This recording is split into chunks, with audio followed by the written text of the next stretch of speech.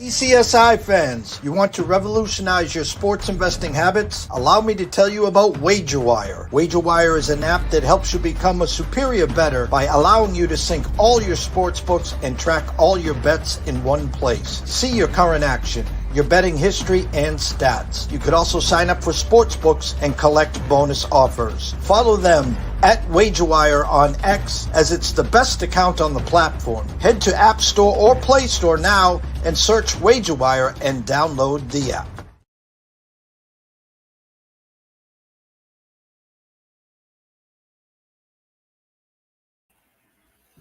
Hey, welcome to the show today. What is it? It's Tuesday today. Today is June the 18th, and we are about 70 games now into Major League Baseball. Hope you had a good day yesterday. I wasn't on the show yesterday, so that brings us to today. So a lot of things happening in Major League Baseball. When it comes to the players, the teams, the different things that are going on, some of the teams are getting hot. You know, the Mets are starting to play, so that's pretty good for New York type teams. You got a pretty good series going on starting tonight with the Yankees and the Orioles, and I'm not sure what's going on with the Padres. They can't hit today, or the last few games. So there's a lot of different things that are going on. Jose Ramirez is back from paternity leave, so he's going to be out on the playing tonight. I think I saw Max Scherzer's getting ready to pitch. I think he's going to pitch on Saturday. Justin Verlander's neck still hurts, so he's not going to pitch for a little while. Went on a 15-day DL. So there's a lot of things that goes on every day in Major League Baseball, and trying to keep track of it and trying to do different things. One of the things that I try to do, or one of the things I'm trying to do, is create a little bit of an environment or culture here where some of this stuff you can figure out, and I can try to show you some of the ways to do that. And the last show was really good. The last show we talked about win percent added, and we talked about adjustments that pitchers make or don't make, right? We talked about Miles Michaelis that day, and that he was much better pitcher today than he was at the beginning of the season. We also talked about how we want to look at pitchers in a time frame of the last 30 days, not as a rolling season. And just because we can pick off spots, we can get those spots where these guys are making their adjustments and doing different things. So as we develop and grow here, we're going to look at a lot of different types of things for those purposes, and hopefully look at things in a light for Major League Baseball and betting on Major League Baseball in a way that maybe you haven't looked at before, and create some value and some edges. Because again, we talked about how Major League Baseball is about either betting a regression to the mean or a progression to the mean, and betting on streaks. There's 162 games in a season, and they bunch them all up. They lose in streaks and they win in streaks, and they don't progress every single day as if they were an average player. They're above average or below average, and it creates an average at the end. So we want to bet those average means as much as possible. So today there was 3 topics I wanted to talk about real quick to try to help guide you, and then we'll look at some of the action for tonight. So the first thing I wanted to do is talk to you a little bit about where do you find bettable value, because baseball is about value, and if you don't know where to find it, it's hard to come up with that. So the first thing I put on my list for bettable value is line creation. So the sports book comes out with a number, and if you look at the number in the morning, it's certainly not that same number as you go into the game tonight. So the numbers are going to change. Sometimes they're going to go to the favor of the side you like, and sometimes they're not. So how do you know whether to chase the steam, if you want to call it that, or go against it? Well, I'm going to kind of give you a little hint here. And the first thing is The way you want to do this is to understand the value of a team and then how that compares to another team. So, in roundabout way speaking, the best way for me to do it, I'll just pull up my line creation type thing here. And the game that I've got up is Kansas City and Oakland tonight. And so Kansas City is a winning percentage of 508 on my numbers. And Oakland is 415 on my numbers. So if you merge those two together, so every time a team, whether it's Kansas City or whoever, it doesn't matter, whatever the winning percentage is 508 and the winning percentage is 415, the team that is 508 winning percentage is going to win that game 59.27% of the time. So there's a formula that you can use to do that. If you want it, just text me or email me or put it in the comments or however you get a hold of me, with the idea being that we will be able to, hey, Daniel Barry, how are you? That we'll be able to answer that question. But so you put that formula together, comes out, it's 59.27% of the time. If you put that into a spread calculator, you can get a money line, because that's what it does. It converts that number into a money line. But then what I do is you got to massage that number based on the starting pitchers. But the point is you got to start somewhere, and you got to start with these two teams. So you get that number. It's 59.27% of the time they're going to win the game. I use projected WAR numbers, and Marsh is a 1.5 on Streamer, 1.5 on Zips. So his average number is 1.5. And Logan Harris is pitching for Oakland. His number is a 0.3 and a 0.4. Average those out, it's a 0.35. And those affect that outcome. So as it turns out, Kansas City should win this game 62.65% of the time. Then, because it's in Oakland, you gotta give it a little bit of home field advantage to Oakland. But the point being is you now have kind of a rough idea of what the line should be. If you go to a line calculator, and I'll give you one real fast, that way you have one that you can kind of use. I use one that's from aceodds.com. It's a bet calculator. It's an odds converter. And if I just type in the implied probability, and that implied probability, what did we say it was? 62 something? 62.65, and that's without the home field advantage. And that comes out to minus 168, just like that. So you'll know what those numbers are, and you can kind of use that to help you in gauging a little bit of whether or not you should follow the line moves or not, and get better at those kind of things. The first thing you really want to do, though, is get better at just understanding the value of each team, not necessarily the pitchers, because you can use a lot of different formulas and different things to get to that right. And then you can move on from there. So that's number one, is you find line value in what the odds are and then creating a line. The second thing that you want to do is, because so much work goes into pitching and these lines are created up with pitching, your value is in offense. The offense comparisons are dramatic. And in today, for example, let me flip to my offense numbers. I wanted to share this because I think it's important for you to see that we have a variety of games today that have a lot of different edges. So the first game that I wanted to talk about is San Diego and Philadelphia. So Philadelphia is on weighted runs created plus. They're 15% better than an average team over the last 7 days. And San Diego is 14% worse. So you got a whole flip-flop here of how one offense is going versus another one. And it's not super extreme, but 15% better than an average offense and 15% worse than offense creates a pretty big gap.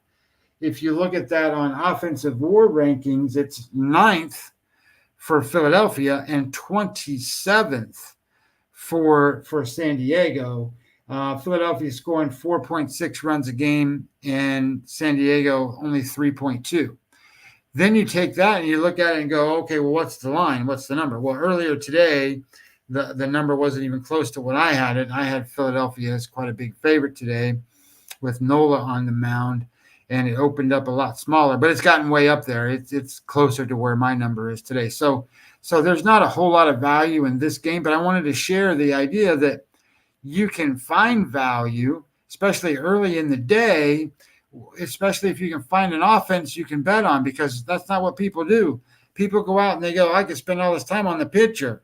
And that's really what you want to do. But at the same time that you spend all the time on the pitcher, a lot of differentiation in today's game is offense, because there's only, I think there's only like 10 teams above 500 these days in all of baseball, and there's 30 teams, and so 20 of them are below 500 or 500 or worse.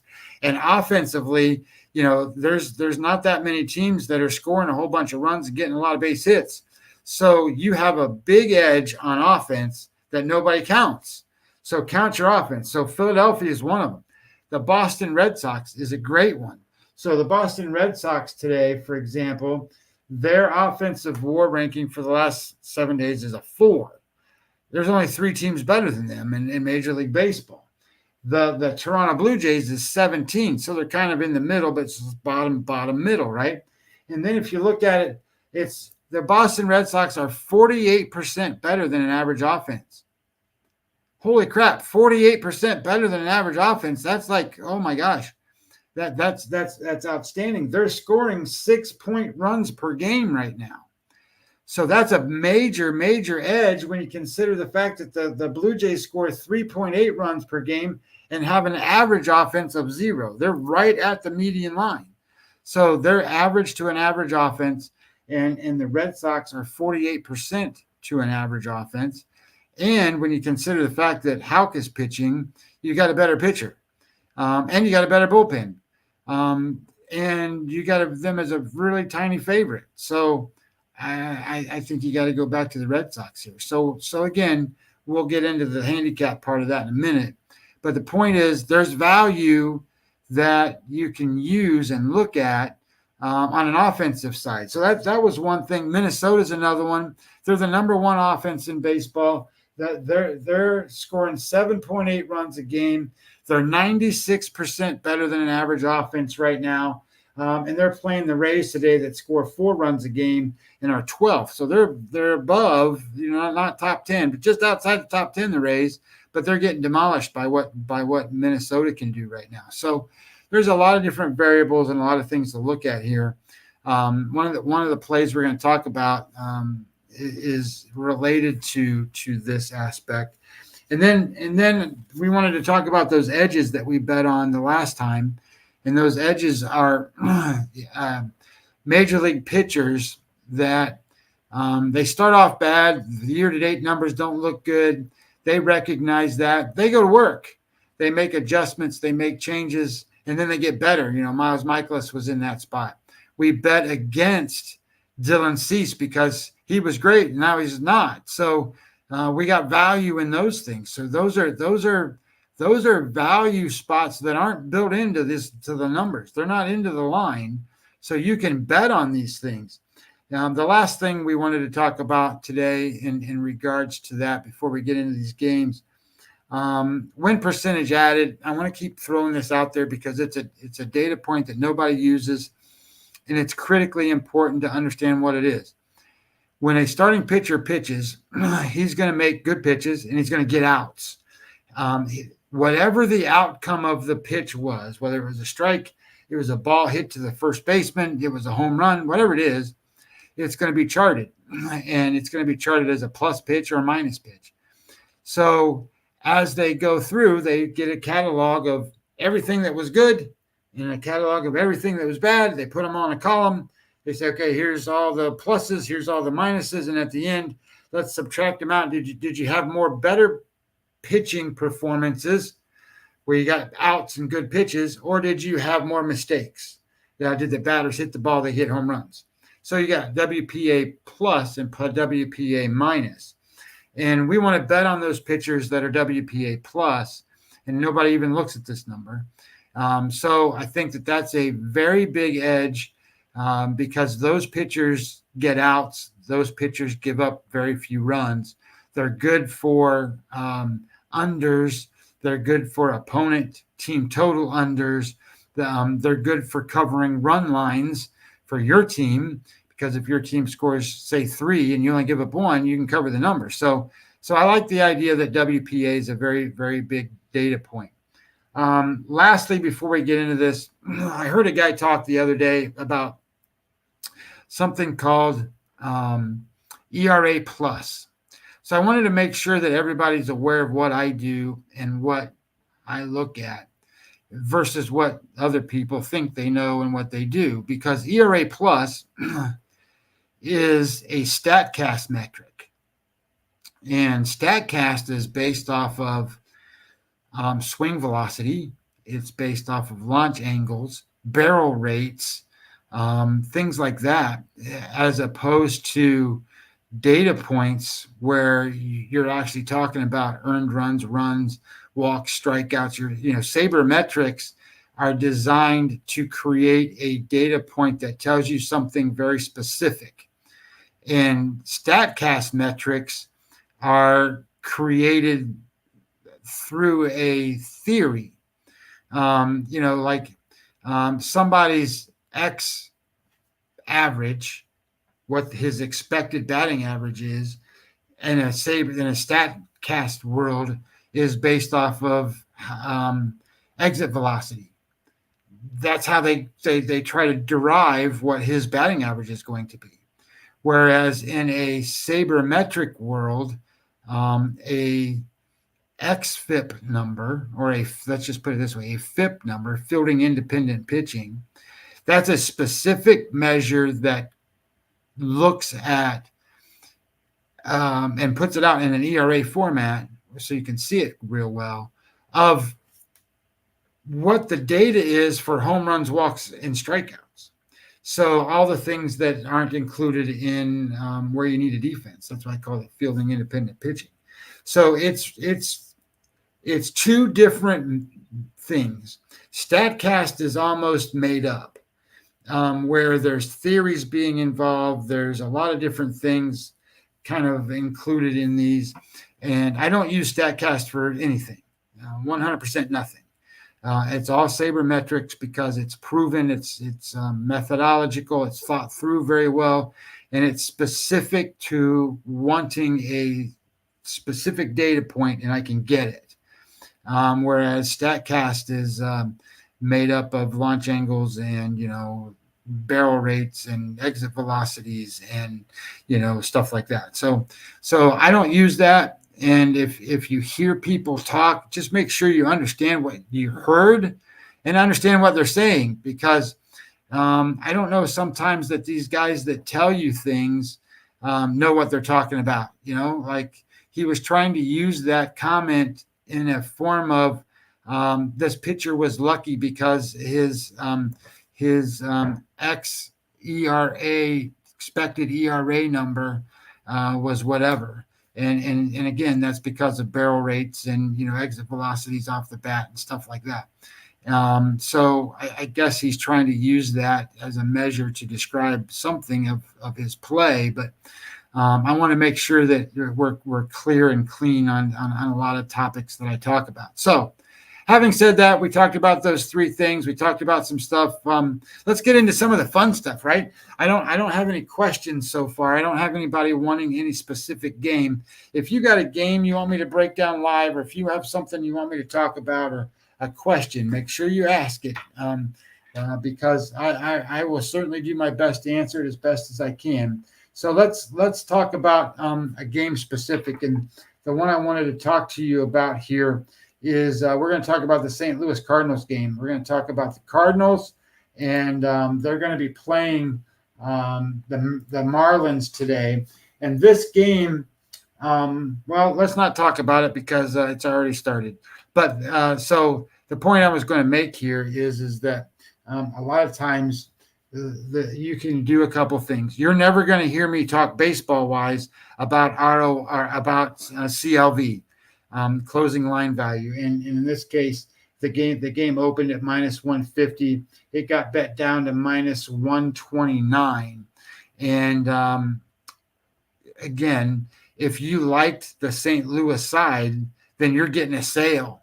But a lot of people look at that and go, I can't bet St. Louis because the market says that you shouldn't be on St. Louis. So I look at that a lot different. I don't follow the market per se.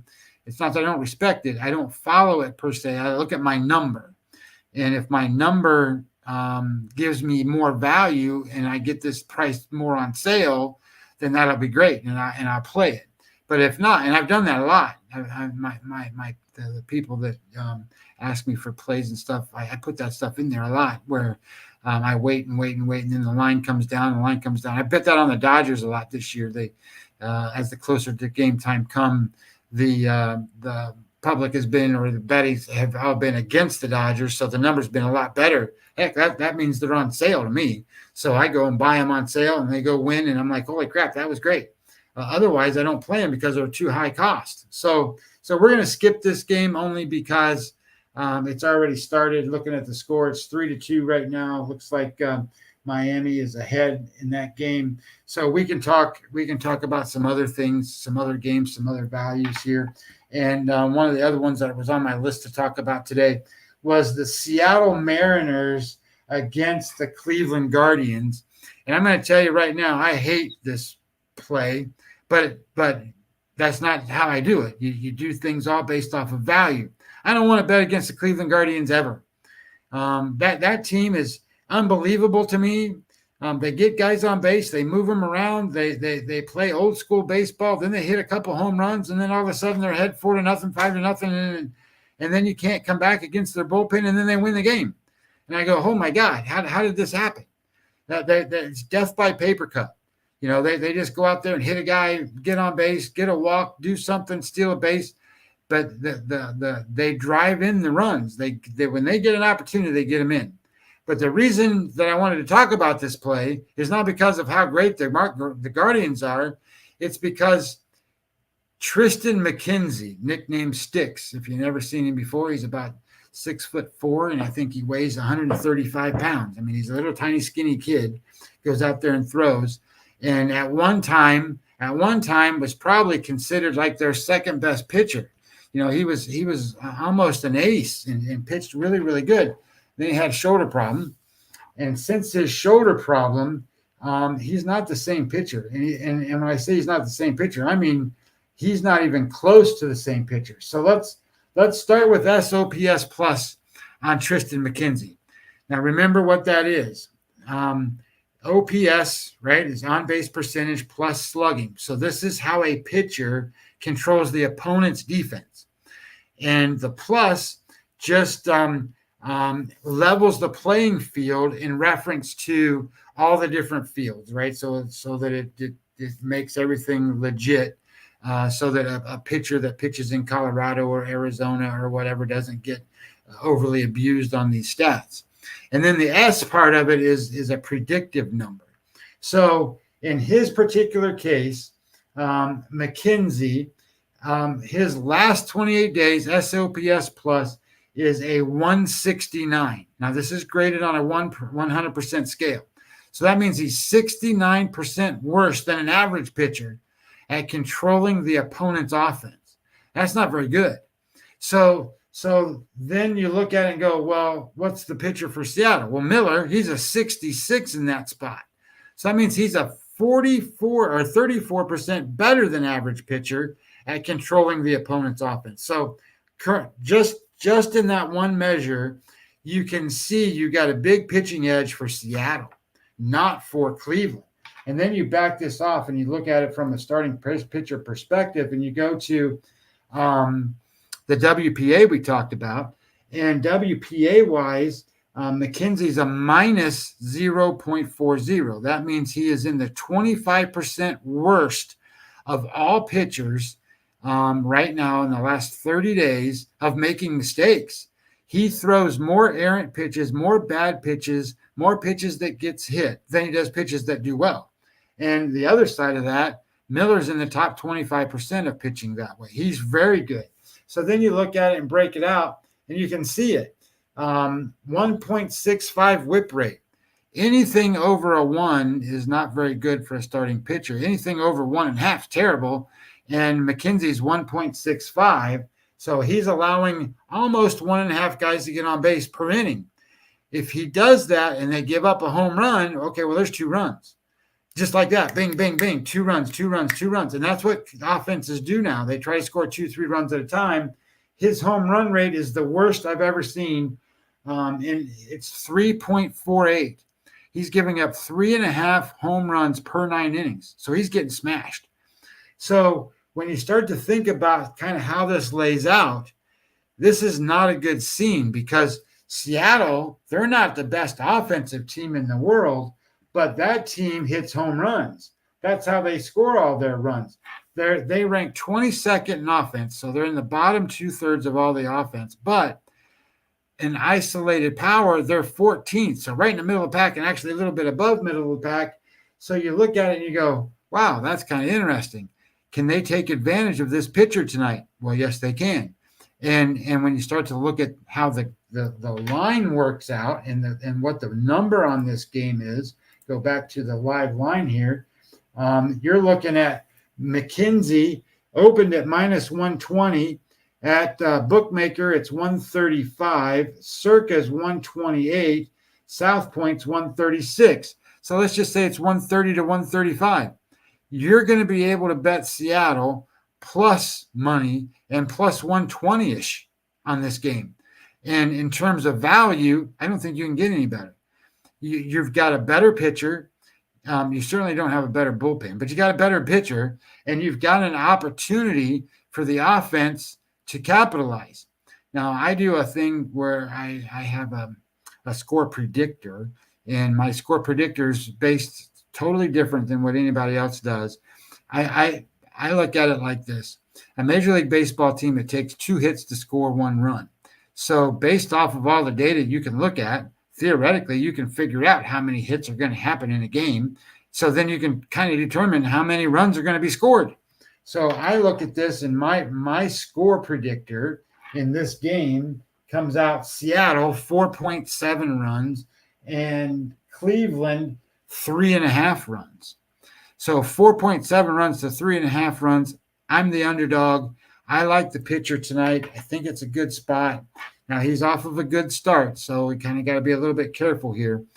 So he has a regression issue, so it's not the most perfect play in the world. But it does give you solid value to bet it. So play number 1 for the show tonight is Seattle plus the 120-ish, 115-ish or better. And I think that you'll be happy there. I think you'll like that as you go forward. Another play that I like to look at is these plays where people think starting pitchers, because of their name, are still good and they're doing well. So Minnesota's starting Pablo Lopez tonight.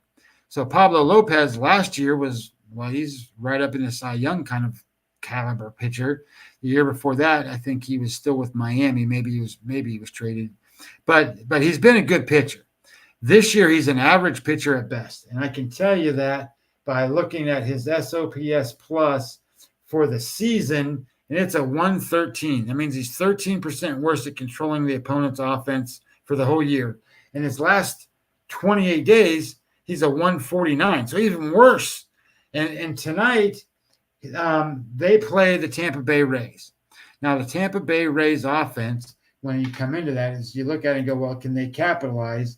And the offense for the Tampa Bay Rays tonight, they rank 12th. So they're a little bit above top 15, but not quite top 10. They're scoring, the Rays are scoring 4 runs a game. Their weighted runs created plus is 11% better than an average offense, so it's pretty good. And they're going to face Pablo Lopez. So Pablo Lopez, in his last 5 starts, let's flip this over to here. And I can tell you that he's pitched 25 2/3 innings, given up 30 hits. So anytime a pitcher gives up more hits than they do innings pitched, that's not a good thing. You want it to be below. So theoretically, he should be at 24 or 23, and he's at 30. So he's been hittable, But his big thing is he's given up 7 home runs in the last 5 games. And 7 home runs ranks second highest, only to Tristan McKenzie, who we just talked about before. Tristan McKenzie's given up 8. So we're looking at the Rays to capitalize on Pablo Lopez on offense. Now, I looked at Savali, who's the pitcher for the Rays, and I don't really like him very well. So I sit here and I go, well, how do we capitalize on what we think might be a weakness here? And look at the team total. The team total is Tampa Bay minus 3.5. It's 3.5 runs. They've been averaging over the last week 4 runs. They're going to face an average pitcher tonight that gives up more home runs than normal pitchers do. And it's 3.5 total plus 100. So I liked that play. I think that's a good play, and I think that has value. And I think you're capitalizing on the idea that the bookmaker is out there going, hey, it's Pablo Lopez. He's going to strike out all your batters, and you're not going to get any hits. Well, he gives up a lot of hits. 30 hits he gives up is Valdez gives up 30 today, and there's only one pitcher on the whole chart today that gives up more hits than Pablo Lopez, and that's Casey Mize pitching for Detroit tonight. So again, this is another spot where you look at it and you go, well, that's kind of neat. So you can utilize the information to your best advantage. Sometimes it's not necessarily the gameplay, because I don't like Savali. And really what I don't like is the matchup against the Twins offense, for crying out loud. The Twins offense is number 1 in baseball right now. So the Twins can certainly capitalize, and they could go win this game, 8-4. I'm happy with that. I didn't have any skin in the game because I bet on the Twins to try to cover a run line or any of that stuff. I'm betting on the Rays to actually be competitive and for the Rays to score 4. And I think that that's a pretty good wager here. Now, the third bet for tonight, and I wanted to get into, is a game where we're going to talk about offense, and we're going to talk about really lack of offense, and then a team that's made some adjustments. So let's talk about the New York Mets and the Texas Rangers. So the first thing is, let's pull up the number here in this game, and the line in that game opened at Texas minus 110. This is Severino against Lorenzen. And you've got a number that was sitting at 8. It went to 8.5 pretty quick this morning. And it certainly, over the course of today, has flipped into, now the Mets are the favorite. The Mets are minus 120 to minus 125. So somewhere in there, you're going to find the Mets. Now, let's talk about why that is, and does that still provide value? And theoretically, if you're talking about this game being a minus 110 kind of pick 'em game to where now you're at minus 125, that's kind of steamish. And I would say that in this particular case, it's good to follow the steam. And here's why. So let's flip this into the pitchers, just because we need to talk about the pitchers, and then we'll talk about the offense. So I always go back to the SOPS plus. Severino is 72. So that means he's 28% better than an average pitcher. But what you'll be surprised to know is Lorenzen's a 77. So he's 23% better than an average pitcher. And I bet him the last time they started on a Texas on an under. And we hit the under, kind of barely, but we hit the under. And it really had to do probably more with Texas's offense. And again in that game, I can't remember who they pitched or who he played. But the idea here is you got decent pitching tonight, guys that are controlling the mound. I like that quite a bit. Severino, 33 innings pitched, 28 hits, only 3 home runs. Lorenzen, 30 innings pitched, only 22 hits, 3 home runs. So these guys aren't giving up many hits, and they're certainly not giving up home runs. So it's a little harder to score, and you can see that they're controlling the offenses better. So one of the other notes here is to kind of figure out, okay, well, how do they do against right-handed, left-handed pitching? I don't get involved in that 100%, only when it's dramatic. So, for example, it's dramatic like the White Sox, they're minus 15% hitting against left-handed pitchers. San Francisco is plus 21% against left-handed pitchers. Hint, hint for tonight, by the way. So when you're looking at certain things, you want to look at it from perspective of how can we capitalize on the information that's given to us. And here, the Mets are 6% better against righties, and the Rangers are 7% less advantage against righties. So let's then flip this over to starting pitchers, the WPA numbers, and you're going to see they're pretty good. Both of them are green, which means they're in the top 25% WPA. That means they're making quality pitches, getting outs, getting good outcomes, perfect for the pitching. That means everything about this game is going to be offense. The differentiation is totally about offense. And let me tell you, we're going to switch this to offense, and there's a big difference tonight. So the offense, you have the Mets, and in the last 7 days, they are the third best offense in baseball. They're the sixth ranked ISO offense in baseball. So they're getting damaging blows, getting extra base hits, and when it comes to weighted runs created plus, they're a 152. They're 52% better than an average offense. Oh, my God. That's extremely high. That's an enormous number. They're scoring 6.7 runs a game. They've scored 47 runs in the last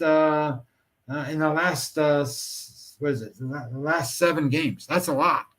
And then you've reversed that and you look, well, okay, we know we got great pitchers. That's a great offense.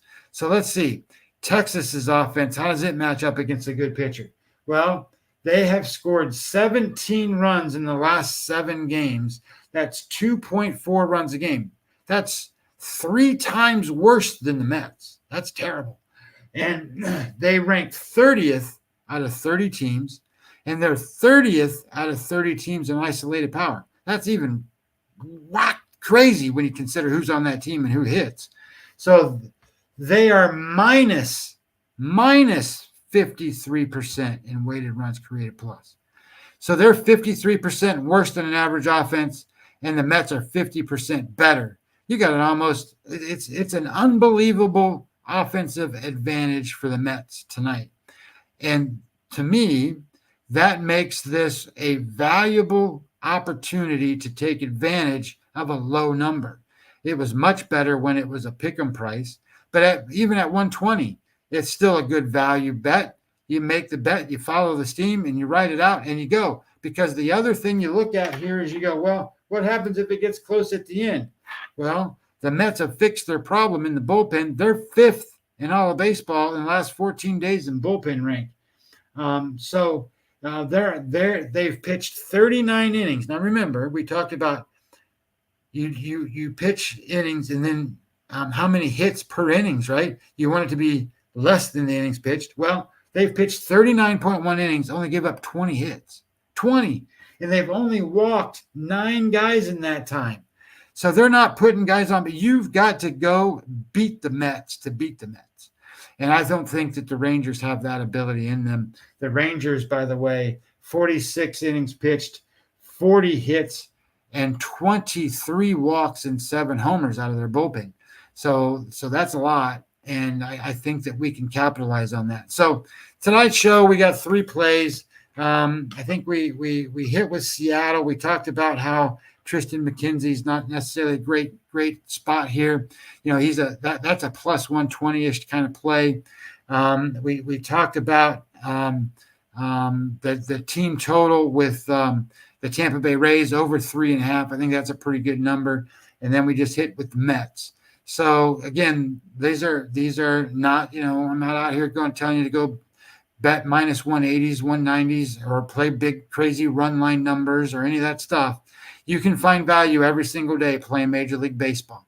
And we want to win 3-0 because obviously, that's another thing. Oh, look, my glasses got all crooked. But another thing that's kind of crazy is don't make a bet if you don't expect to win it. I know that sounds really stupid, but a lot of people just throw stuff out there and go, that sounds good, I'm going to do it. Don't do that. Have total conviction, or don't take it to the window, because if you go 3-0 and it's $100 bets, you're going to win $300 tonight. If you go 2-1, you're going to win $90. That's a huge difference. $300 and $90. Huge difference. Major. And then if you backed it up and did it this very next day the same way, you'd have $600 or $180. Don't make losing bets. I know that sounds silly because your bets are going to lose, but don't throw bets out there that you think just on a whim that you want to make. It's too costly.